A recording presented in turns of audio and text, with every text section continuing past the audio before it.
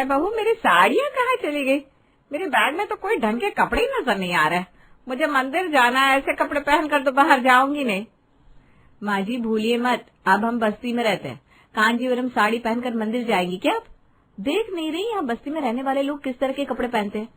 अब हमें भी 6 महीने तक बस्ती के बाकी लोगों की तरह ही अपना रहन सहन रखना है, तभी बात बनेगी। अरे लेकिन ये साड़ियाँ है किसकी? इतनी मैली कुचली साड़ियाँ मेरे पास तो कभी थी ही नहीं। माँ जी मैं जानती हूँ ये साड़ियाँ आपकी नहीं है, लेकिन अब आप इन्हें अपना ही समझिए। मैंने बड़ी मुश्किल से आपके लिए इनका इंतजाम किया है। आपकी सारी साड़ियाँ अपनी काम वाली सुशीला को देकर उसकी पुरानी साड़ियाँ आपके लिए मंगवाई, तब जाकर बात बनी। ये हमारी सुशीला की रिजेक्ट करी हुई साड़ियाँ हैं, यहाँ के माहौल के हिसाब से एकदम परफेक्ट। अब आप इनमें से कोई एक साड़ी पहनकर आराम से मंदिर जाइए। बहू की बात सुनकर बेचारी सास विशाखा का तो सिर ही चकरा जाता है। क्या हुआ? क्या विशाखा के साथ साथ आपको भी हैरानी हो रही है कि आखिर कोई अपनी नई साड़ियाँ कामवाली को देकर उसकी पुरानी फटी पुरानी साड़ियाँ क्यों लेगा? तो उसके लिए मेरे साथ आपको कहानी पूरी देखनी होगी।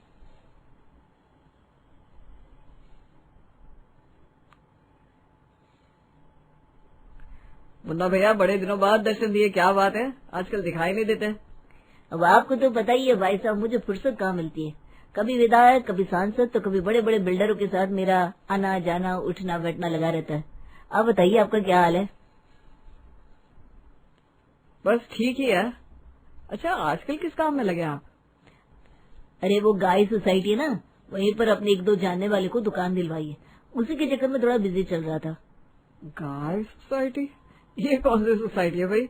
दुकानें सस्ती मिल रही है क्या वहाँ? हमें भी दिलवा दो, कोई जुगाड़ हो तो।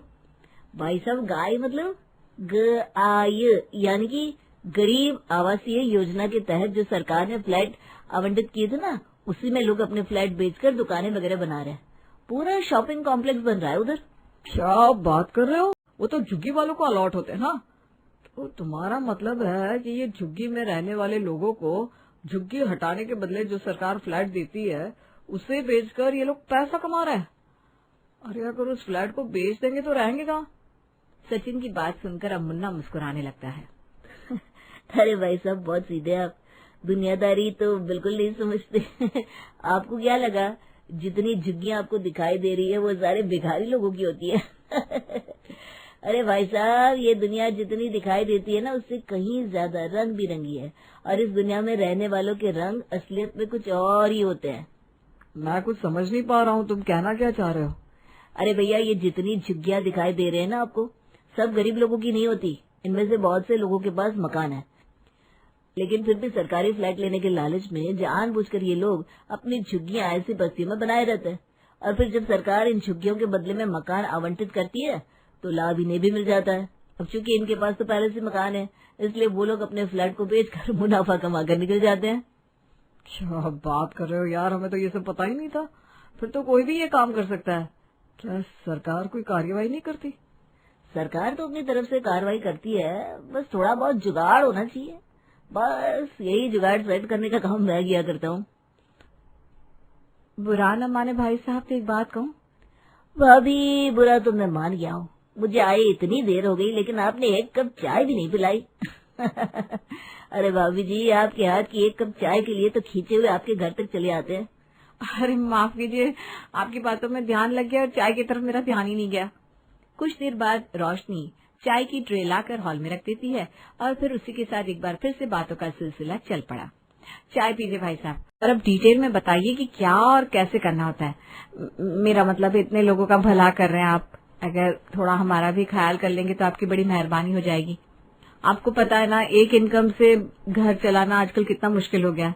काफी दिनों से ये सोच रहे थे कि कोई छोटा मोटा बिजनेस डाले, लेकिन कमर्शियल दुकानों के रेट इतने बढ़ गए कि खरीद पाना बड़ा मुश्किल हो गया है। अगर हमें भी एक फ्लैट मिल जाए तो हम उस पर अपनी दुकान लगा लेंगे।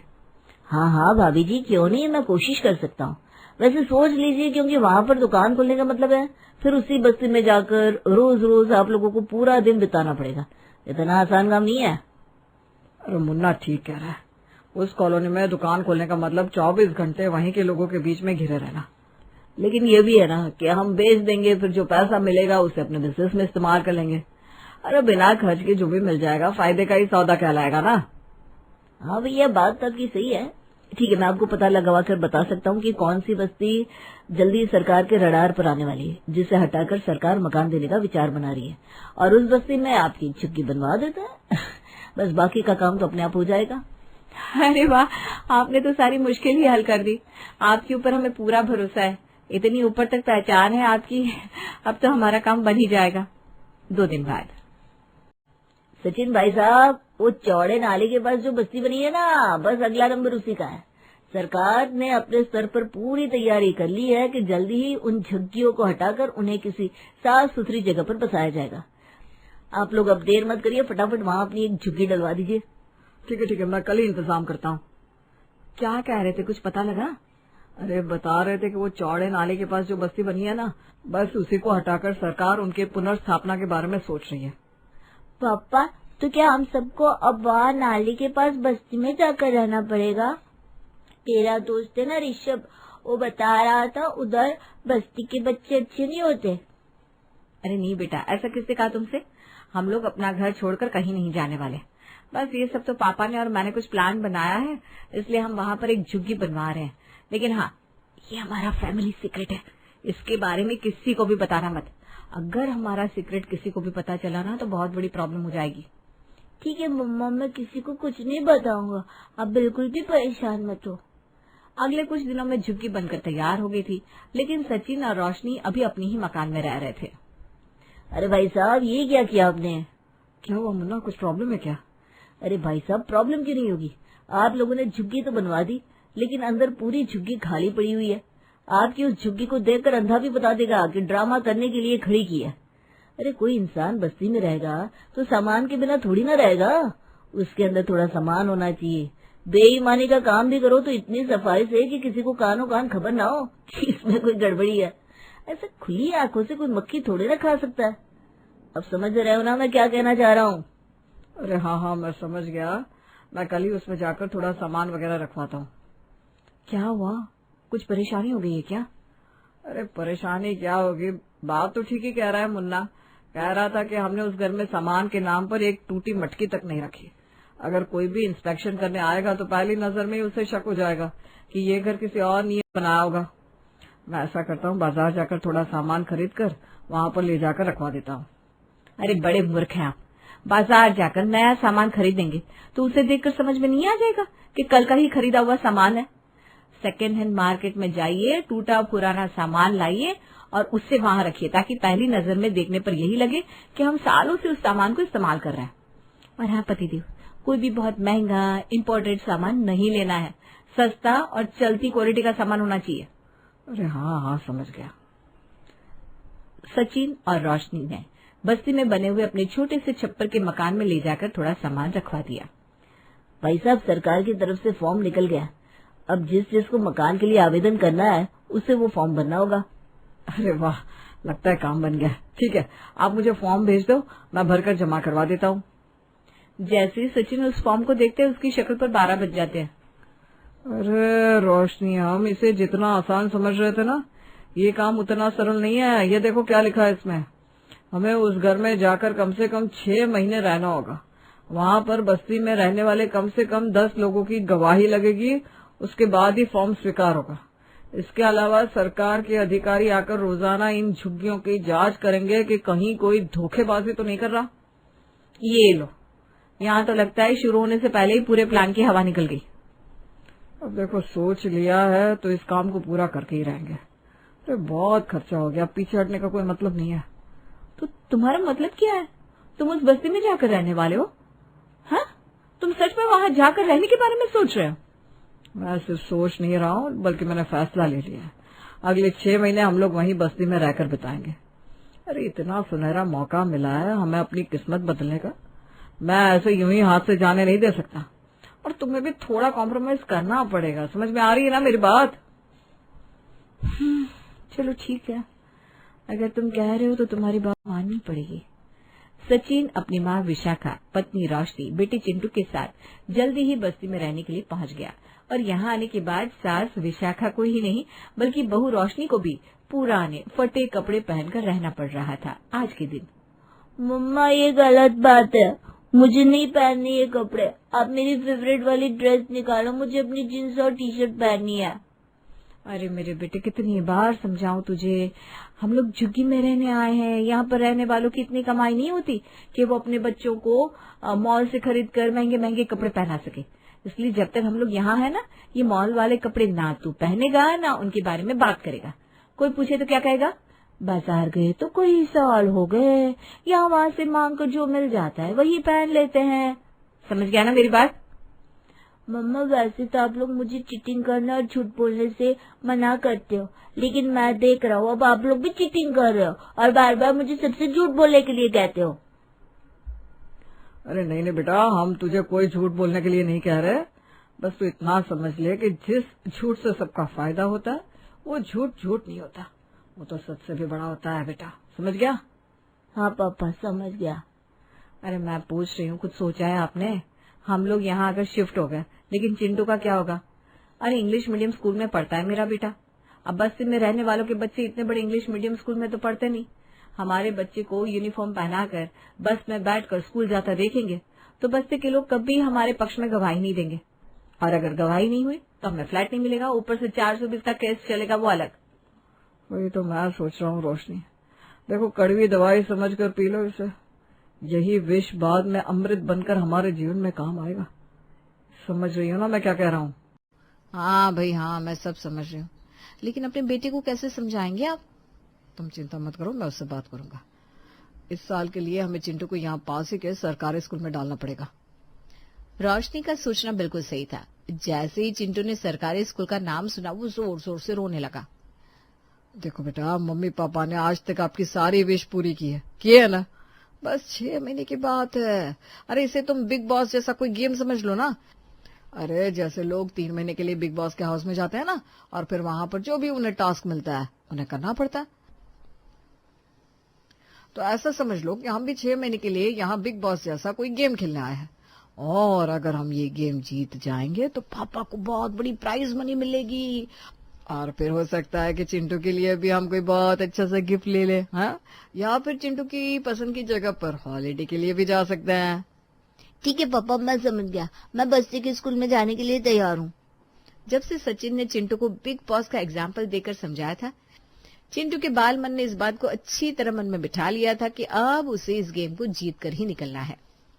अरे चिंटू, तेरा स्कूल तो 1 बजे खत्म हो गया था, कहाँ था तू अब तक? मैं तेरे स्कूल भी गई थी, वहां पर तेरी टीचर ने बताया तो 3 दिन से स्कूल ही नहीं आ रहा। ये क्या चल रहा है? तुझे पता है मैं कितनी परेशान हो गई थी। अरे मम्मी, इतना हल्ला करने वाली कौन सी बात है? बस्ती के लड़कों के साथ स्कूल बंक करके उधर ताश खेल रहा था मैं। क्या सॉलिड गेम है, मजा आ गया यार। क्या कहा तूने? स्कूल बंक करके पूरा दिन बस्ती के लड़कों के साथ ताश खेल रहा था? तेरा दिमाग तो ठीक है? अरे मम्मी, अब इस गेम को जीतने का है तो अपन को अपना बेस्ट तो देना ही पड़ेगा। बस्ती के सारे लड़कों को मैं गेम में हरा के आ रहा हूँ, सब मेरे चेले बन गए। और ये देखो 50 रुपया जीत कर आया हूँ, मेरी आज की कमाई। इतना हैरान होने की क्या बात है बहू? जैसी जगह तुम बच्चे को लेकर आई हो वैसे संस्कार सीखेगा ना। खुश हो जा, तेरा बेटा पहली बार कमाई करके आ रहा है, उसका मुंह मीठा नहीं कराएगी। मुझे तो कुछ समझ में नहीं आ रहा माँ जी। हम लोग यहाँ पर 6 महीना रहने के लिए आए हैं, लेकिन यहाँ पर तो एक एक दिन बिताना जैसे सदियां बिताने के बराबर है। ना पीने के लिए साफ पानी आता है, ना शौचालय है।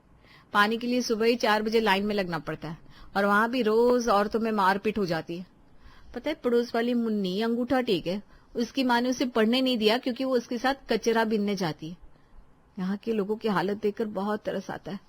पूरी बस्ती में यहाँ वहां हर तरफ कूड़ा ही कूड़ा फैला नजर आता है।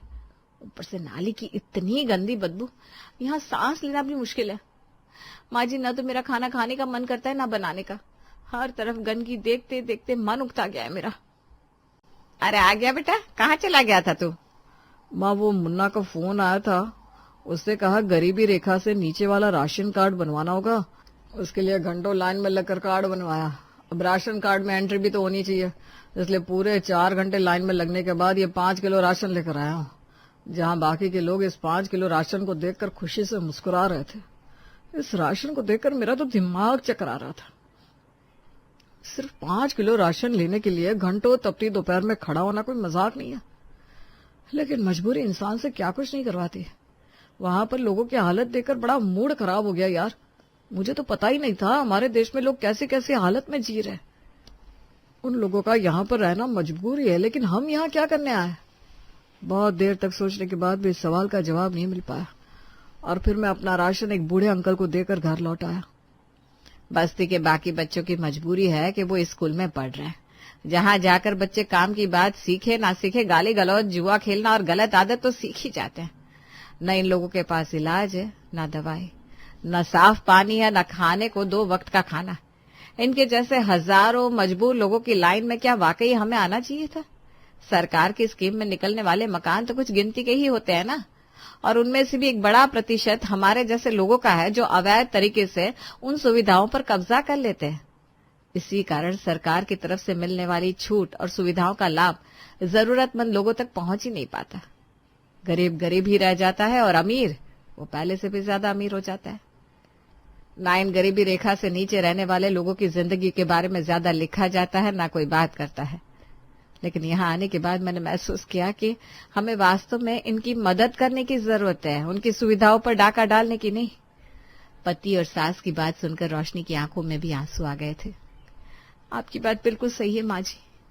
अपने जीवन में सुख सुविधा और आराम लाने के लिए हम इस बस्ती में किसी गरीब का हिस्सा मारकर उसकी जगह मकान पर कब्जा करने आ गए। हमारे पास तो घर था, खाने को खाना था, अच्छा जीवन था, लेकिन ये बस्ती के लोग, इनके पास कुछ नहीं है। पता नहीं कितने सालों से ये इंतजार कर रहे हैं कि सरकार इनकी तरफ देखेगी, इनके लिए साफ पानी और बिजली की व्यवस्था होगी। इस दुनिया का हर इंसान सर पर एक छत तो डिजर्व करता ही है ना। अब चाहे हमारे ऊपर 420 का केस हो जाए या लोग हमें लालची कहे, मैं कल ही बस्ती खाली करके वापस अपने घर में जा रही हूँ। मुझे किसी गरीब की हाई नहीं लेनी। हमारे पास तो जुगाड़ है, इसलिए शायद हमें फ्लैट मिल ही जाएगा, लेकिन उन सैकड़ों लोगों का क्या जिन्हें वास्तव में उस मकान की जरूरत है। मुन्ना भैया, आपका बहुत बहुत धन्यवाद। आप शायद इस बस्ती में हमें ना भेजते तो हमें कभी एहसास ही नहीं होता कि हम कितने लकी हैं। भगवान ने हमें जितना दिया ना, हमें उसके लिए शुक्रगुजार होना चाहिए। हमें बस्ती वाला फ्लैट नहीं चाहिए। बस आपसे एक विनती है कि अपने किसी अमीर दोस्त को फायदा पहुंचाने के लिए किसी गरीब के पेट पर लात मत मारिएगा। कि बड़ों की अगर इज्जत ना हो तो घर की क्या हालत हो सकती है। कहने को तो मेरी 2 बहुएं हैं, लेकिन बड़ी बहू के पास 1 पैसे की अकल नहीं है। रहने दे माँ जी, क्यों आप हमेशा दीदी को सुनाती रहती हैं? वो बेचारी को कम अकल है, तो उसमें हम सबका क्या कसूर? दरअसल रीना और करीना देवरानी और जेठानी है। रीना जो कि बड़ी बहू है, उसकी घर पर एक ना चलती, कारण उसका पति जो कि उसके काम को ना ही कभी सराहता, ना ही उसे सम्मान देता लोगों के सामने। अब मैं क्या बोलूं माँ, देखकर शादी कराती मेरी तो कम से कम अच्छी लड़की तो आती घर में, लेकिन तुम्हें तो मेरी शादी ऐसे करा दी जैसे बाजार से आलू लेने जा रही हूँ। अब मैं क्या बोलूं, रीना को समझा कर हार गई, लेकिन उसको समझ में नहीं आ रहा। उसमें करीना बहू जैसी बात नहीं तो मैं क्या करूं। देवरानी अपनी तारीफ सुनकर बड़ी खुश हो जाती है। ये तो आपका बड़प्पन है। करीना के बच्चे हमेशा बाहर मिट्टी धूल में घूमते रहते हैं, ना ही खाने में अच्छे ना ही पढ़ने में, क्योंकि उसका तो काम सारा दिन घर में पंचायत करने का था। माँ जी, मेरी तो न जाने कितनी सहेलियां हैं जिन लोगों के घर हम लोग दोनों ही जाती हैं, लेकिन रीना भाभी न जाने सारे दिन कमरे में क्या ही करती रहती है। अब देखिए ना, शाम के खाने की भी चिंता नहीं है उनको। मैं तो नहीं बनाऊंगी रात का खाना। हाँ, तू क्यों बनाएगी? इसलिए थोड़ी ना दोनों बहुओं का वक्त बांधा हुआ है मैंने। माँ, रीना को घर की कोई चिंता ही नहीं है, सारा दिन बस पता नहीं क्या करती रहती है। चलो मैं तो ऑफिस जा रहा हूँ, वो रुमाल रह गया था तो वही लेने वापस आया था। उधर रीना अपने बच्चों की स्कूल की ड्रेस को प्रेस कर रही थी और अपनी माँ से बातें कर रही थी। माँ, क्या बताऊँ तुझे, पता है इस बार रिंकी का सिलेबस इतना बढ़ गया है, पढ़ाना भी मुश्किल लग रहा है। अब तो लग रहा है मुझे उसकी ट्यूशन लगानी पड़ेगी। बेटा देख, अगर तुझसे नहीं पढ़ाया जा रहा है तो तू ट्यूशन लगवा दे, लेकिन कैसे भी करके 3 महीने में उसका पूरा कोर्स करवा दे, तभी आगे रिवीजन होगा। वरना तुझे पता है आजकल के बच्चों के परसेंटेज कितने हाई जा रहे हैं। अगर कहीं कम परसेंटेज आए ना तो पढ़ना ना पढ़ना एक बराबर होगा। रीना माँ से अपने बच्चों के भविष्य की बात कर रही थी तो उधर करीना शाम की सब्जी की तैयारी कर रही थी, सिर्फ सास को इम्प्रेस करने के लिए। रीना अपने कमरे से बाहर निकलती है और रसोई में जाती है तो देखती कि बहुत सारी भिंडी इकट्ठी कटी रखी है। ये भिंडी किससे और क्यों काटी? मैं रस्से वाली सब्जी बना रही हूँ। वाह, एक तो कोई तेरी मदद करे, लेकिन तू एहसान मानना छोड़ और उस पर चढ़ रही है। रीना, जिसके दिमाग में पति के कपड़े प्रेस करने की चिंता थी, उसे सास की आवाज भी नहीं आ रही थी। अरे तुझे चिंता है कि रात को क्या बनेगा? कहने को तो दोनों बहुओं का वक्त बांट दिया गया है, लेकिन बड़ी होकर भी तुझे चिंता नहीं है। पर माँ जी, मुझे पता है मुझे क्या बनाना है। अब शाम होगी तभी तो खाने की तैयारी करूंगी, खाना बनाऊंगी रात का। 1 घंटे का तो काम है, क्यों दोपहर से लगी रहूं? फिर माँ जी कितने काम है, वो कब कौन करेगा? अरे हाँ, तुझे तो पता था, हमें भी बता दिया करना। पता तो तुझे सब होता है, लेकिन बात आती है तैयारी की तो तू पता नहीं कहाँ चली जाती है। माँ जी, रसोई का काम 1 घंटे का होता है। मेरे दिमाग में होता है कि मुझे रात के खाने में क्या बनाना है, और रात को तो रस्से वाली सब्जी बनती है। ये सूखी सब्जी सुबह दाल के साथ बना लेंगे। तभी होशियार करीना आ जाती है। भाभी, रात को रस्सेदार सब्जी कौन खाता है? सभी रात को रस्से वाली सब्जी खाते हैं। अभी कल ही तो खाई थी, उससे पहले भी। लेकिन आज तुमने भिंडी काट दी तो कोई नहीं खाता। ये क्या बात होती है? सूखी सब्जी दाल के साथ सुबह बना लेना। वैसे भी करीना रीना की बात को बीच में ही काट देती है। नहीं, बनेगी तो भिंडी ही। इतनी मेहनत से दिन से बैठकर काट रही हूँ भिंडी। हाँ, तो सुबह तेरी ही मेहनत बच जाएगी ना। रहने दे रीना बहू, उसके आराम का ना सोच, वो मेहनत ही है, बनेगी तो भिंडी ही। अब रीना क्या करती, जल्दी से भिंडी बनाकर रसोई से कमरे में चली जाती है और पति के अगले दिन के पहनने वाले कपड़े तैयार करती है, बच्चों का होमवर्क कराती है और रात को बच्चों को खाना खिलाकर पढ़ाकर सुला देती है। फिर अगली सुबह, अरे करीना बहू, बच्चों का सबका लंच बॉक्स कहाँ है? माँ जी, ये रस्से वाली सब्जी बनाई थी, लेकिन ये तो लंच बॉक्स से गिर रही है। अच्छा, तो भिंडी बना देती। अब पैक कैसे करूँ खाना? रीना बहू बोल तो रही थी, लेकिन तूने उसकी एक ना सुनी। वाह माँ जी, अब सारा कसूर मेरा। करीना, जो गृहस्थी में कम अकल लगाती है, लेकिन रीना को नीचा दिखाने में सारा ध्यान रखती है। वो तो सारा दिन बस सास को ये एहसास कराने में लगी रहती है कि रीना से ज्यादा अच्छी वो है। अरे यार, मेरे कपड़े क्यों नहीं धोए, ना ही प्रेस किया है। समय कहाँ मिलता है, देखते हैं आप। घर पर सारा काम मुझे करना होता है। भाभी तो अपने कमरे में बैठी रहती है। सही बोल रही है बेचारी, सारा दिन घर के काम में लगी रहती है। रोहन, जो कि अपनी भाभी को बहुत मानता था और जानता था कि करीना कैसे चाल चलती है, सास को इम्प्रेस करने के लिए और रीना भाभी को नीचा दिखाने के लिए। भाभी का जो काम है ना, वो बखूबी कर रही है। उनके बच्चों को देखो या पति को, सब व्यवस्थित रहते हैं। तभी वहाँ रीना का पति आता है। क्या कर रही है तेरी भाभी? कुछ भी नहीं कर रही है, पता नहीं कहाँ बिजी रहती है। वाह भैया, आपकी शर्ट तो बहुत अच्छी लग रही है, नई खरीदी है क्या? अरे नहीं, बहुत पुरानी शर्ट है। पता नहीं रीना कैसे धोती है, प्रेस करती है। मेरे कपड़े ना हमेशा नए से ही लगता है। वैसे ये तो खास बात है उसमें। देखा, यही कह रहा था मैं। भाभी को पता है उन्हें क्या कब कैसे करना है, और एक मैं हूँ जो मेरी नई नई शर्ट भी ऐसी लगती है जैसे पता नहीं कितने साल पुरानी है। लाओ, कोई पुरानी शर्ट ही दे दो। तभी वहाँ रीना आती है। रोहन, तेरे भैया की ये 2 शर्ट छोटी हो गई है, अगर तुझे चाहिए तो पहन सकता है। वैसे तो ये नहीं है। रोहन देखता है एकदम नई शर्ट। भाभी, भैया क्यों नहीं पहन रही ये शर्ट?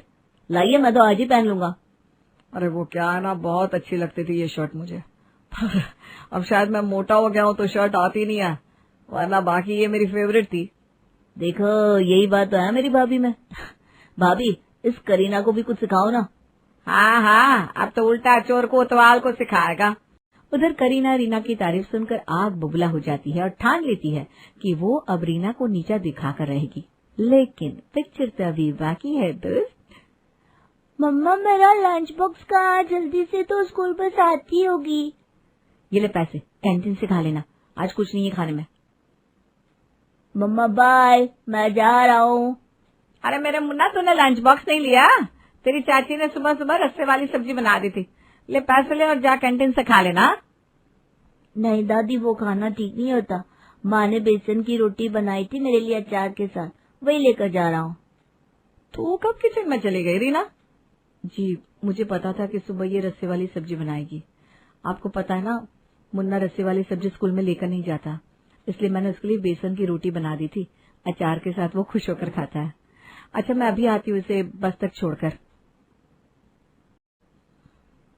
अरे सिम्मी बेटा, क्या बात है? तुम्हारे कपड़े इतने गंदे क्यों लग रहे हैं? पापा, ये तो बहुत साफ है। मैं तो इससे भी ज्यादा गंदे कपड़े पहनकर स्कूल जाती हूँ। क्या करे, मम्मा को टाइम ही नहीं मिलता मेरे कपड़े साफ करने का। वही रीना का बेटा इतने चमकदार उजले कपड़ों में स्कूल जाता है और रीना रात के खाने में इन सब के साथ बैठकर बातें कर रही होती है। क्यों ना हम किसी अच्छी सोसाइटी में शिफ्ट हो जाएं? इस कॉलोनी में बच्चों को खेलने के लिए अच्छी जगह नहीं है। जिंदगी कट गई हमारी इसी कॉलोनी में, और अब तुम बोल रही हो सोसाइटी अच्छी नहीं है। मेरी बेटी तो बहुत खेलती है रीना भाभी, आप ही अपने बेटे को बाहर नहीं भेजती, वरना बच्चे कितने खेलते हैं हमारे यहाँ। भाभी सही कह रही है, इस सोसाइटी में बच्चों का स्टैंडर्ड ऐसा नहीं है कि हम अपने बच्चे यहाँ पालें। माँ बाप ध्यान ही नहीं देते बच्चों पर, और देखो कैसी कैसी लैंग्वेज सीख रही है। भाभी ने मुन्ना को तो क्लासेस लगा रखी है, वो अच्छा है। हाँ, कम से कम बाहर मिट्टी में जाने की जिद नहीं करता। हम भी मिट्टी में ही पले, पता नहीं तुम कैसे बच्चा पालना चाहती हो। कितना पेन खुद लेती हो, 3-3 क्लास लाना, ले जाना, छोड़ना। तभी तो घर का काम नहीं करती, और यही करती है। पता है ना, बच्चे के नाम पर कोई कुछ नहीं कहेगा। छोड़िए इन बातों को, मेरा जितना काम होता है मैं करती हूँ। ये बताइए मैंने क्या नहीं किया। खैर, अब जब मैं और भैया दोनों ही अच्छा कमा रहे हैं तो क्यों ना हम एक अच्छी सोसाइटी में शिफ्ट कर लें। मैं भी यही सोच रहा था। हाँ, तुम तो वही सोचोगे ना जो भाभी सोचती हैं। बड़ी सोसाइटी में मकान लोगे तो बड़ा पैसा खर्च होगा, बड़ा पैसा खर्च होगा तो बच्चों के भविष्य के लिए पैसे कहाँ से आएंगे? इतना भी ज्यादा पैसा खर्च नहीं होगा करीना, और बच्चों का भविष्य बच्चों के वर्तमान के साथ ही बनता है। जब वर्तमान ही अच्छा नहीं होगा तो भविष्य सुंदर कैसे बनेगा? तो राय नहीं दे, हमें नहीं सुननी तेरी कोई बात। तुझे पता है ना तेरी सोच और हम लोगों की सोच कितनी अलग है। ये आप लोगों के ऊपर है। आप लोगों को मेरी नहीं सुननी तो ना सही, लेकिन मैं अब इस कॉलोनी में नहीं रहूंगी। तो क्या दोनों बेटों को अलग करना चाह रही है? मैंने ये नहीं कहा कि मैं अलग रहूंगी, पर मैं कॉलोनी में अब अपने बच्चों के साथ नहीं रहूंगी। और मैं तो आपसे भी यही कहूंगी, चलिए किसी अच्छी सोसाइटी में घर लेकर रहते हैं, भले ही शहर से थोड़ा सा बाहर क्यों ना हो। रीना की बात तो करीना और उसकी सास बिल्कुल नहीं मानते, लेकिन रीना के दबाव में उसके पति को घर छोड़कर अलग सोसाइटी में घर लेना ही पड़ता है। फिर जब रीना घर छोड़कर जा रही थी तो अरे रीना, भले ही तू अलग रह रही है, लेकिन ये मत सोचना तू आजाद हो गई। हम कभी उस घर में कभी इस घर में रहा करेंगे। माँ जी, मैं तो आप सबको कह रही हूँ कि हमेशा ही हम सब उसी घर में रहेंगे, लेकिन आप लोग मेरी सुनते नहीं हो। देखो, मेरी माँ को मुझसे तूने अलग कर दिया है। माँ, इसका कोई डिसीजन सही नहीं होता है, लेकिन इसकी जिद के आगे मैं क्या करूँ। ये और मुन्ना दोनों ही नहीं मान रहे यहाँ रहने के लिए, इसलिए मजबूरी में मुझे घर छोड़ना पड़ रहा है। क्या माँ कोई सीधी लड़की लाती तो आज हम सब साथ रहते हैं। रीना पति की बात को अब सीरियसली नहीं लेती। उसकी आदत पड़ चुकी थी पति को अपने खिलाफ बोलने की और सुनने की। एक रोज करीना, रोहन और सास रीना के नए घर पर जाते हैं। अरे वाह, सोसाइटी तो बहुत मॉडर्न है। भैया, ये क्या पहना है आपने? अरे ये जॉगर्स है, यहाँ सारे ऐसे ही कपड़े पहनते हैं। अब वो सोसाइटी में लुंगी पहनकर निकल जाओ या बनियान पहनकर कोई फर्क नहीं पड़ता था, पर यहाँ तो सबको वेल ड्रेस्ड ही रहना पड़ता है घर से बाहर निकलते वक्त। दिखावा है बस। अरे जिसमें आदमी कंफर्टेबल रहेगा वही तो पहनेगा ना। नहीं माँ जी, यहाँ हिसाब अलग है। कोई बड़ा जज है तो कोई फेमस डॉक्टर। वैसे भी ये कम अच्छे पद पर नहीं है, तो इनके तो अब दोस्त भी ऐसे ही बन गए यहाँ। भाभी, आप तो ये बोलकर आई थी कि मुन्नी को अच्छे ग्रुप की जरूरत है। यहाँ तो भैया और आप ही मजे कर रहे हैं। अरे हाँ, यहाँ सबके लिए कुछ न कुछ है। सुबह हम सबके लिए फ्री योगा क्लास भी होती है। तभी वहाँ मुन्ना अपने दोस्त के साथ आता है। वो सबको नमस्ते करता है और अपने दोस्त से इंग्लिश में बात करता हुआ निकल जाता है। क्या बात है, बच्चे हिंदी नहीं बोलते क्या? नहीं दीदी। रिंकी, जाओ बेटा, तुम भी उन लोगों को ज्वाइन करो। नहीं ताई जी, मुझे इंग्लिश नहीं आती, उन लोगों के साथ कैसे बात करूंगी? रोहन बेटी के मुंह से ये सुनकर कहता है, देखो, ये असर होता है बच्चे को पालने में और परवरिश में। सारा दिन सिर्फ पंचायत ही करती रह गई तुम। अरे माना अंग्रेजी जरूरी नहीं है, लेकिन उसके बिना काम भी तो नहीं चलता। अरे हाँ, ठीक है भाई, बड़ा अंग्रेजी वाला ये भी ना। अरे समय जाने दो, ये बोलने भी लगेगी, समझने भी लगेगी। क्यों करीना? इस बार करीना शांत होती है। वो सास की हाँ में हाँ नहीं मिलाती, क्योंकि वो देख रही थी सिर्फ घर के काम, रसोई, साफ सफाई, इन्हीं चक्करों में पड़कर उसने अपने जीवन की जो सबसे बहुमूल्य पूंजी यानी कि उसका परिवार, उस पर ध्यान ही नहीं दिया। अरे क्या सोच रही है करीना बहू? आज तुम सबको मेरी बात सही नहीं लग रही है क्या? नहीं माँ जी, कैसी बात कर रही हैं आप? सही बात है, अंग्रेजी तो मेरी बेटी सब समझ लेती है, बस बोलने की कमी है। हम भी अब यहाँ रहने लग जाएंगे तो वो बोलने लग जाएगी। क्यों रोहन? क्या बात है, तुम भी अब यहाँ रहना आना चाहती हो? बोलो तो एक बड़ा घर लेकर सभी साथ रहना शुरू कर दे। कैसी बात करी हो करीना बहू? नहीं, वो नहीं आएगी, वो तो बस ऐसे ही बोल रही है। अरे माँ सही बोल रही है। हाँ सही बोल रही हो माँ। इससे उम्मीद ही नहीं है कि ये भविष्य के बारे में सोचे। करीना कुछ नहीं बोलती और सीमा के पास किचन में उसका हाथ बटाने चली जाती है। भाभी आपने तो घर बहुत अच्छे से रखा है, ऐसे ही घर आप वहाँ क्यों नहीं रखती थी? मैंने कई बार कोशिश की करीना, लेकिन वहाँ तो मेरी कोई बात ही नहीं सुनता था। क्या करूं? यहाँ ये मेरा घर है तो मैं अपने हिसाब से रहती हूँ। दीदी एक बात पूछूं, अब सारा दिन कमरे में क्या करती थी? आपके ज्यादा दोस्त भी नहीं थे, ना ही आप मुन्नी को बाहर जाने देती थी। अरे कुछ नहीं, बस घर का काम। दीदी आप घर का काम कहाँ करती थी? घर का काम तो सिर्फ रात का खाना ही बनाती थी।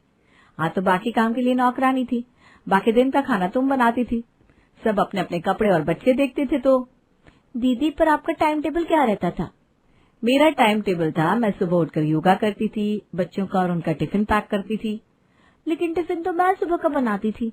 हाँ बनाती थी, लेकिन तुम्हारे खाने में पूरी पौष्टिक चीजें मुन्ना और इनको नहीं मिल पाती थी। बादाम भिगोना, फ्रूट्स काटना और दूसरी चीजें तुम समझ सकती हो।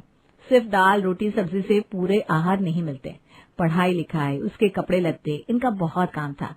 रात का खाना बनाने की जिम्मेदारी मेरी थी, जो मैंने जब तक रही अच्छे से निभाई। करीना चुपचाप रीना की बातें सुन रही थी। वो रीना जिसकी कभी उसने एक नहीं सुनी, आज पता नहीं क्यों उसे लग रहा था कि एक एक बात सुने। सब खाना वाना खाकर घर चले आते हैं रास्ते में। कितना बन रही थी ना रीना, और घर देखा, नकलची कहीं की। घर तो ऐसा लग रहा था जैसे पता नहीं कितने बड़े अफसर का घर हो। माँ मैं और भैया बड़े अफसर ही हैं, भूल गई क्या?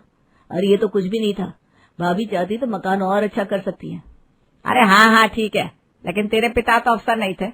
उन्होंने तो ये मकान बड़ी ही मेहनत से बनाया था। मैं कैसे मकान को छोड़ दूं? माँ जी जैसे उन्होंने गांव को छोड़ा आपके कहने पर, वो शहर आए, वैसे ही आप भी ये मकान छोड़कर एक अच्छी सोसाइटी में रहने के लिए चलिए ना। रोहन करीना की बात सुन रहा था। वो सोचता है कि आखिर करीना उसकी माँ के मन मुताबिक बात क्यों नहीं कर रही। घर पहुंचकर कमरे में रोहन करीना से पूछता है, क्या बात है? आज तो बहुत बदली बदली लग रही हो। सब ठीक है? भाभी ने कुछ सुना दिया क्या? गलती यही हो गई कि भाभी ने जो कुछ भी बोला मैंने कभी नहीं सुना। भाभी हमेशा से ही अपना घर और अपने बच्चों को देखती आई। आज एक अच्छी जगह अच्छे तरीके से रह रही हैं, बच्ची का स्टैंडर्ड भी बना दिया, और मैंने क्या किया? तुम समझ रही हो, यही बहुत बड़ी बात है। अभी भी कुछ बिगड़ा नहीं है। मैंने रिंकी का न वर्तमान संभाला न भविष्य की चिंता। भाभी की माँ ने उन्हें हमेशा सही गाइड किया, और तुम्हारी माँ ने, खैर किसी को क्या ही दोष दो, पर मैं अब भाभी के कहने पर ही चलूंगी और भाभी की ही सुनूंगी। चलो अच्छा है, तुम अब हमेशा भाभी की बात सुनो, वो तुम्हें कभी गलत गाइड नहीं करेंगी। हाँ, जिनकी मैंने कभी नहीं सुनी, लेकिन अब मैं सुनूंगी तो सिर्फ भाभी की। सुबह के 8 बजे निशा अंगड़ाई तोड़ती हुई अपने कमरे से बाहर आती है। ठंड के दिनों में ना कॉलेज बिल्कुल बंद हो जाना चाहिए। अरे भाई टीचर्स को भी तो आराम चाहिए। जब स्टूडेंट थी तब स्कूल कॉलेज जाने के लिए उठना पड़ता था, अब टीचर हो तो भी उठना पड़ता है। बेकार का सर दर्द है। कितने लोग हैं यहाँ जो नौकरी के लिए मारे मारे फिर रहे हैं, और एक तू है कि नौकरी होते हुए भी खुश नहीं है। जब मुंह खोलती है भिन भिनाती ही दिखती है। अरे ठीक है ना रोहन की माँ, अब सवेरे सवेरे आप शुरू मत हो जाइए। बस उठकर ही तो आई है निशा, नींद में बड़बड़ा रही है और कुछ नहीं। अब मुझे टॉप 100 न्यूज देखने दीजिए, चलिए। डैड इज राइट मम्मी, मैं नींद में बड़बड़ा रही हूँ क्योंकि मेरी नींद अभी पूरी नहीं हुई है, और आज मेरा लेक्चर था भी नहीं। इतने शॉर्ट नोटिस में ये लोग कॉलेज बुला लेते हैं कि क्या करूं। यही अगर गवर्नमेंट कॉलेज की प्रोफेसर होती ना मैं, तो कोई टेंशन नहीं रहता। दिमाग की दही हो जाती है। घर में बैठे प्रोफेसर इन्हें सुहाते नहीं है। ये बोलते हुए निशा सेंटर टेबल पर रखे धर्मेश से चाय लेकर पहली चुस्की भरती है कि मनीषा उसके पास आकर उसके हाथ से कप ले लेती है। हो गया, चल अब खड़ी हो। बिस्तर से उठकर आई हो तो सोफे पर पसर गई। किस घर की लड़की 8 बजे उठती है, और यहाँ बेटियों का लोग 8 बजे तक सोना बर्दाश्त नहीं करते, तो भाई कौन अपनी बहू का 8 बजे तक सोना बर्दाश्त करेगा। 10 मिनट के अंदर तैयार हो जा और कॉलेज निकल चल। अरे मम्मी बहुत टाइम है ना, अभी बस स्कूटी का क्लच दबाया और ये मैं कॉलेज पहुंच गई। अच्छा। मनीषा अपनी बेटी के कमरे में जाती है और ड्रेसिंग टेबल के सामने पड़ी हुई स्कूटी की चाबी को उठाकर अपने बेटे रोहन को देती है। आज तू स्कूटी से स्कूल जा सकता है बेटा, सच में? I can't believe. Thank you mummy, love you. Nisha ना चाहते हुए भी अपने कमरे में जाती है और फौरन अपने चेहरे पर पानी मारकर कपड़े बदलकर कंघी करनी शुरू कर देती है। एक तो बस चलती है कॉलेज की, जो भी बस स्टॉपेज पर पहुंचने ही वाली होगी। आज नाश्ता भी नसीब नहीं होने देगी मम्मी मुझे। भागते दौड़ते निशा स्टॉपेज पर पहुंचती है। तुम आज फिर से? लगता है इस बार स्कूटी का क्लच काम नहीं किया होगा। नहीं, स्कूटी की तेल खत्म हो गई थी। कहीं उस तेल का नाम मम्मी की जुबान तो नहीं है? वही मुझे लगा पूरे 1 हफ्ते हो गए और आपके दर्शन नहीं हुए मैडम। अरे पता है ना तुम्हें, बस फिर। कसम से समझ में नहीं आता तेरी मम्मी तेरे साथ इतना स्ट्रिक्ट बर्ताव क्यों करती है। मेरी मम्मी तो कहती है अपने मायके में अपनी लाइफ जी लो, पता नहीं ससुराल कैसा मिले। वही तो रोना है यार, ससुराल कैसा मिलेगा। समझ में नहीं आता, कभी कभी मैं अपने मायके में रहती हूँ या ससुराल में। पराए घर जाऊंगी, वहां सब कैसा होगा, इसको लेकर मम्मी मेरे पर इतना प्रेशर बनाती है ना, कभी कभी घर जाने का मन ही नहीं करता। समझ सकती हूँ मैं यार। चल मेरा स्टॉपेज आ गया। कॉलेज जाते ही निशा अपने घर पर हुए वाक्य को भूल जाती है और अपने स्टूडेंट की एक्स्ट्रा क्लासेस लेनी शुरू कर देती है। फाइनेंशियल अकाउंटिंग की क्लास चल रही होती है, तभी स्टूडेंट हेड क्लास में आता है। मैम, प्रिंसिपल सर ने आपको एक्स्ट्रा क्लासेस लेने के लिए कहा है। आई गेस अपनी ब्राइड में आप ये भूल रहे हैं कि आज मेरा कोई लेक्चर था ही नहीं, ये एक्स्ट्रा क्लासेस ही अरेंज की गई है। सॉरी टू इंटरप्ट मैम, मेरे कहने का मतलब है इन 2 लेक्चर्स के बाद एक और लेक्चर लेना है आपको। एक्स्ट्रा क्लासेस के लिए एचओडी सर को मैं ही मिलती हूँ क्या? घर बार नहीं है क्या मेरा? शादी हो गई है, परिवार संभालने का करके बाकी सारी फीमेल टीचर्स भाग जाती हैं और फंस जाती है निशा। घड़ी के कांटे जैसे थम गए थे, तीसरा लेक्चर खत्म ही नहीं हो रहा था। निशा का पेट भूख से गुड़गुड़ा रहा था। हे भगवान, ये बेल क्यों नहीं बज रही है? जल्दी से 15 मिनट ओवर हो और मैं भागूं। निशा बेल बजने का वेट कर रही थी, तभी बेल बजती है। फाइनली इतनी जोरों की भूख लगी है, घर जाते ही मैं खाने पर टूट पड़ूंगी। निशा यूनिवर्सिटी के कंपाउंड के बाहर खड़ी रिक्शा को आवाज लगा रही थी, पर एक भी रिक्शा रुकने का नाम ही नहीं ले रही थी। तभी उसके पीछे से एक बाइक आकर उसके बाजू में खड़ी हो जाती है। निशा मैम, आपको अगर प्रॉब्लम ना हो तो मैं आपको लिफ्ट दे सकता हूँ। गिफ्ट? आपको समझ में आ रहा है क्या कह रहे हैं आप? एचओडी सर के पास कंप्लेंट कर दी ना मैंने, तो आपकी नौकरी पर बनाएगी। माना कि प्रोबेशन पीरियड पर हूं मैं, पर परमानेंट नौकरी वालों की नौकरी खा सकती हूँ।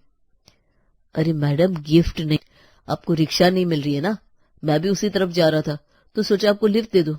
और कोई बात नहीं, किसी और दिन आप मुझे अपनी स्कूटी पर लिफ्ट दे दीजिएगा या इंटरनल टेस्ट की कॉपीज चेक करने में मेरी मदद कर दीजिएगा। सुबह से भूखी भूखी अगर मैं यहाँ खड़ी रिक्शे का इंतजार करती रही तो पता चला मुझे चक्कर आ गए। गौतम सर की इमेज इतनी बुरी भी नहीं है, ले लेती हूँ लिफ्ट, क्या ही हो जाएगा। गौतम और खुद के बीच एक डिस्टेंस रखकर निशा बाइक पर बैठ जाती है। ये आप यहाँ क्यों रुक गए? निशा मैम, आपको यहाँ से खुद जाना होगा। वो क्या है ना, मैं यहाँ फ्लैट में रहता हूँ तो खाना वाना ज्यादा बना नहीं पाता, इसी होटल में खाना खाता हूँ। अगर आप 10 मिनट रुक जाए तो मैं फटाफट खा लूं, या एक काम करता हूँ, मैं खाना पैक करवा लेता हूँ, या फिर बताइए पहले आपको ड्रॉप करके आऊं क्या? भूख तो मुझे भी बड़ी जोर की लग रही है। घर जाती ही मम्मी खाना देगी नहीं, कहेगी पहले फ्रेश हो जाओ, ऊपर से आज बेडशीट भी धोना है। इफ यू डोंट माइंड, क्या मैं भी आपको कंपनी दे सकती हूँ? मतलब आपने मुझे लिफ्ट दी है तो इतना तो मैं आपके लिए कर ही सकती हूँ। खाने की दीवानी निशा पेट भर के खाना खा लेती है, फिर गौतम उसे घर ड्रॉप कर देता है। जैसे ही निशा अपने घर के दरवाजे से अंदर आती है, उसके पापा और मम्मी दीवार बनकर उसके सामने खड़े हो जाते हैं। पूछिए इससे किसके साथ थी ये? वो तो रेशमा ने मुझे कॉल करके बता दिया इसके करतूत का। मुझे तो विश्वास ही नहीं होता अगर मैंने वीडियो कॉल पर इसे उस सफेद चमड़ी के लड़के के साथ ना देखा होता। अरे भाई, कोई तो बता दे हमें, शादी कर देंगे, क्यों हमारी इज्जत उतारने में लगी हुई है। कौन था वो लड़का? क्या घर पर खाना नहीं मिलता तुम्हें, या तुम्हारी सहेलियां कम पड़ गई थी? अच्छा, तुम्हारी माँ तुमसे रोटियां बनवाती है ना, वही पसंद नहीं आया होगा तुम्हें। ससुराल में अगर सास ने कह दिया काम करने को तो फिर तुम रोज रेस्टोरेंट जाकर खाना खाने बैठ जाओगी क्या? और वहां अगर किसी ने तुम्हें किसी और मर्द के साथ देख लिया तो पता है कैसा इल्जाम लगेगा तुम पर। ये बहस चली रही थी कि तभी गौतम अंदर आता है। सॉरी निशा, मुझे तुम्हारे फैमिली मैटर में नहीं बोलना चाहिए, पर मेरा फोन शायद तुम्हारे पर्स में रह गया है और तुम्हारा फोन मेरे पास आ गया, वही रिटर्न करने आ रहा था और ये सब मैंने सुन लिया। नमस्ते अंकल जी, मेरा नाम गौतम है। हम दोनों एक ही कॉलेज में पढ़ते हैं और वैसे हमारे बीच में कुछ भी नहीं है। आज रिक्शा ना मिलने के कारण मैंने निशा को लिफ्ट दी थी बस। पर अगर आपको लगता है कि मेरे साथ लंच करना उसे बदनाम कर सकता है तो आप मेरे साथ उसकी शादी कर दीजिए। PhD हूँ, डॉक्टरेट की डिग्री है मेरे पास, सैलरी 1.5 लाख रुपए है। अभी पिछले महीने गवर्नमेंट कॉलेज में मेरा सिलेक्शन हो गया है। 20 दिनों बाद ज्वाइनिंग है मेरी होम सिटी में। तो अगर आप अपनी बेटी को विदा करना चाहे तो बताइए। मनीषा तो जैसे निशा को विदा करने के लिए मर ही रही थी। गौतम के घर वालों से मिलकर दोनों परिवार शादी के लिए मान जाते हैं और रिश्ता पक्का हो जाता है। बहू बनकर निशा गौतम के घर आ जाती है। सभी के सामने नाश्ता परोसा जाता है। आहा, जमुना के समोसे का तो जवाब ही नहीं है। अरे भाभी खाओ ना, मेरा चौथा समोसा चल रहा है और आपका पहला शुरू भी नहीं हुआ। शर्माओ मत। आप बेटी हो, मैं बहू। तो बहू क्यों शर्माएंगी? सब अपने समोसे रखो, जब तक मेरी बहू समोसे खाना शुरू नहीं करती कोई समोसे नहीं खाएगा। हाँ, मम्मी तो कहती थी कि ससुराल में सभी के खाने के बाद बहुओं को बचा कुचा खाने के लिए दिया जाता है। बहू का पहले खा लेना मतलब कलिश, पर यहाँ तो सामने से बोला जा रहा है। निशा फटाक से एक समोसा उठाती है और धप से खा लेती है। हल्के फुल्के नाश्ते के बाद निशा अपनी सास से पूछती है, सारी रस्में हो गई क्या मम्मी जी, या और कुछ बाकी है? वो चेहरे पर बाल आ रहा है ना, कंघी कर सकती हो क्या? ये क्या हाथ लग गया भैया आपके? कंघी पूछकर कौन करता है भाभी? कॉलेज में तो तुम बड़ी बेधड़क थी, फिर यहाँ क्या हो गया ये? नहीं मतलब मैंने सोचा, तो फिर मैं लहंगा भी बदल सकती हूँ क्या मम्मी जी? अरे बेटा, तुम इतनी डर कर क्यों बात कर रही हो मुझसे? मेरी कोई बात बुरी लग गई है क्या तुम्हें? नहीं मम्मी जी, वो क्या है ना कि मुझे आइडिया नहीं था। कुछ घरों में फेरे वाले लहंगे को पहनकर सोया नहीं जाता और कुछ घरों में बदला नहीं जाता, तो सोचा आपसे पूछ लूं, गलती नहीं होनी चाहिए ना। अरे तू तो दादी जैसी बात ही करती है। असली नियम तो बेटा फेरों की होती है जो कि हो गए। मैं ऐसे किसी नियम में नहीं मानती जिससे घर के लोगों को परेशानी हो। मेरे घर का बच्चा है तो इतने भारी लहंगे को पहनकर सोना ऐसे भी संभव नहीं है। तो आराम से जाकर कपड़े बदल ले और नहाकर सो जा। निशा को तो विश्वास नहीं हो रहा था, ये सब उसके साथ क्या हो रहा है। अपने कपड़े बदलकर निशा आराम से अपने नए कमरे में सो जाती है। अगली सुबह, अरे वाह, तुम तो उठकर तैयार भी हो गई और इतने सुंदर तरीके से साड़ी पहनी है तुमने। पहननी थी तो पूरी लाइफ इसी की तो ट्रेनिंग ली है। गौतम नहाने चला जाता है और निशा अपनी माँ को फोन लगाती है। तेरी सास ने तुझे कहा कि तू लहंगा बदलकर जो चाहे पहन सकती है। सभी के पहले तुझे समोसे खाने को भी कहा और तूने खा भी लिया। हे भगवान, तू समझ भी रही है ये तूने क्या किया? आपने तो कहा था मम्मी, जो भी करना अपनी सास से पूछ कर करना, तो उन्होंने कहा खाने को तो मैंने खा लिया। और ये बातें ऐसी भी तो नहीं है ना कि मम्मी जी ने मुझे अलग जाकर कही हो। सबने सुना भी और मेरी ननद ने तो मुझे सपोर्ट भी किया।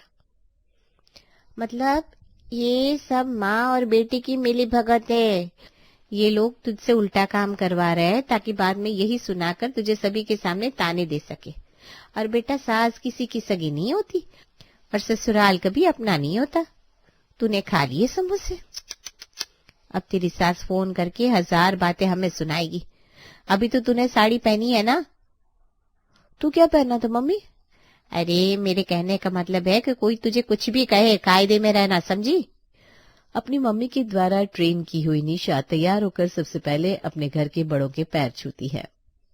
इस घर के हाउस हेल्प भी मेरी इज्जत नहीं करती भाभी, और आप मेरे पैर छू रही हैं। हाँ बेटा, प्रिया तुझसे छोटी है। अच्छा तो आपकी छू लेती हूँ, आप तो बड़े हैं ना पापा जी। ये कहकर निशा अपने ससुर जी के पैरों को छूने जैसे ही झुकती है, वो पैर पीछे कर लेते हैं। नहीं बहू, हमारे यहाँ बेटियां पैर नहीं छूती। आपके कहने से नहीं होगा पापा जी, मैं तो सभी के पैर छू कर रहूंगी। सभी का आशीर्वाद लेने के बाद निशा रसोई में जाकर फटाफट खाने की तैयारी करने में लग जाती है। मम्मी ठीक कहती थी, मायके की रसोई में माँ मिल सकती है पर ससुराल की रसोई में सास कभी नहीं मिल सकती। सही कहती थी मम्मी, ससुराल चीज ही बुरी है। खैर, वहां काम करने में दुख भी होता था और यहाँ दुख थोड़ा कम होगा। अनजान लोग हैं, इनसे अच्छा बिहेवियर क्या ही एक्सपेक्ट कर सकती हूँ। निशा आटे के डब्बे से आटा निकालकर उसमें पानी मिलाकर जैसे ही अपनी उंगलियां आटे में डालती है, नीतू उसका हाथ पकड़ लेती है। अरे ये क्या कर रही है तू? असली रंग देख गया ना सासू माँ का। यही तो कहा था मम्मी ने, आटा दाल चावल भी नाप तोल कर लेना पड़ता है ससुराल में। अब घर के सदस्यों के हिसाब से ही आटा लिया है मैंने मम्मी जी, और मसाले वगैरह नहीं छुआ है, तेल भी नहीं लिया है, वो आप निकाल कर दोगी तभी लूंगी। अरे छी छी छी, ये तू क्या नाप शनाप बोल रही है? हाथ निकाल आटे से। मेहंदी के हाथ से खाना बनाते हैं? सॉरी मम्मी जी, मेरे पापा को भी मेहंदी की स्मेल पसंद नहीं थी। यहाँ किसी प्रॉब्लम है मेहंदी से? रात को ठीक से सोई नहीं थी क्या बेटा? यहाँ किसी को मेहंदी से प्रॉब्लम नहीं है, और जिससे प्रॉब्लम होगी वो अपनी नाक बंद करके बैठ जाएगा। मैं तो इसलिए कह रही हूँ कि तू इस घर की बहू है, कोई काम वाली बाई नहीं है। खाना बनाने वाली को पहले ही रख लिया मैंने। हाँ, तुझे शौकिया खाना बनाना हो तो बिल्कुल बना।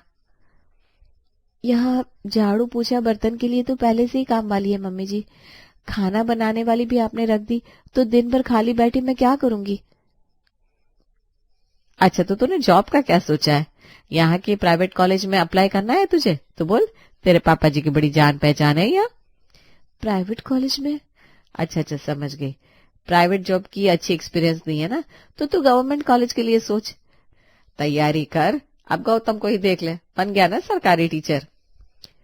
सास ने हाथ पकड़कर आटे से बाहर निकाल तो दिया था, तो सास को धक्का देकर तो निशा आटा गूंथ नहीं सकती थी।